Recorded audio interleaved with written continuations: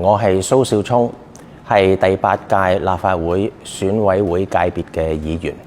咁我本身係一個律師，我執業咗超過30年㗎啦。我主要咧係推動法律科技，係用科技去提升法律服務同爭議解決服務呢一方面嘅工作，去推動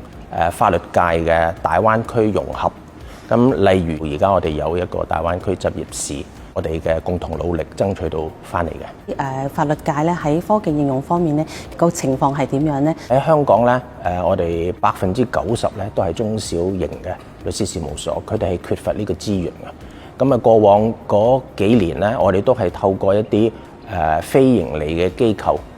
同政府部門一齊去做一啲軟件或者一啲科技嘅服務咧，係去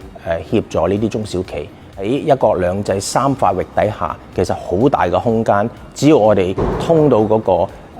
制度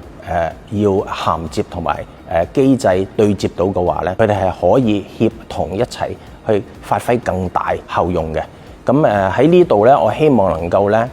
用我過往嘅經驗喺法律界度嘅，去推動其他專業服務，例如會計界啦，例如醫療界啦，令到佢哋可以喺大灣區度發揮更大嘅影響力嘅一個舉措嘅。喺專業服務如何吸納科技，可以提升佢嗰個質量，